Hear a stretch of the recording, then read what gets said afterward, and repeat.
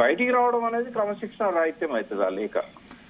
KCR mind set మీరు బాగా తెలుసు, అత్యంత సన్నిహితంగా ఉన్న వ్యక్తి.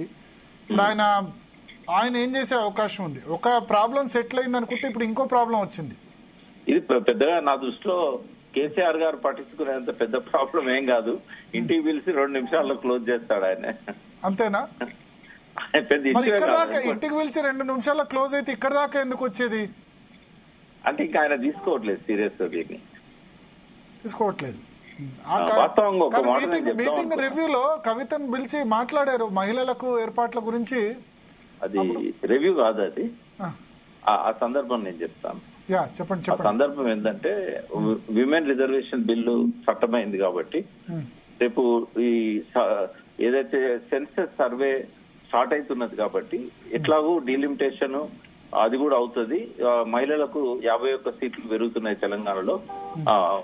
మహిళలకు అంటే రిజర్వేషన్ లో భాగంగా పెరిగే సీట్లు డీలిమిటేషన్ వల్ల వచ్చే 34 సీట్లు కలిపితే మనకు 151 సీట్లు అవుతాయి. 153 సీట్లు అవుతాయి.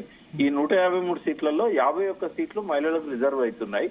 పట్టుమని 50 మంది కాదు కదా, 20 మంది కూడా లేరు టీఆర్ఎస్ లా ఎమ్మెల్యే స్థానానికి. ఇప్పటిదాకా కొద్దిగా ప్రిపేర్ అయిన వాళ్ళు కానీ, అంటే ఎంతో మంది ఉన్నారు, 100ల మంది మహిళలు ఉన్నారు, కానీ ఇప్పటిదాకా పార్టీ ఎంకరేజ్ చేసి ఎలివేట్ చేసి వాళ్ళని కొద్దిగా మాట్లాడడానికి స్వేచ్ఛనిచ్చిన మహిళలు 10 మంది కూడా లేరు ఆ పార్టీలో. కాబట్టి మీరంతా రెడీ కావాలి, మీకు మంచి రోజులు ఉన్నాయి, భవిష్యత్తు ఉన్నది. మీరు ఆశ్చర్యం ఏంటంటే ఆ మీటింగ్ కు కూడా వచ్చిన వాళ్ళు 20 మంది కూడా లేరు. అంటే కనీసం 51 మందిని ఆ పార్టీ నిలబెట్టాలి. దానికోసం పెట్టిన మీటింగ్ కూడా 20 మంది కంటే ఎక్కువ రాలేదు. ఇది పార్టీ పరిస్థితి.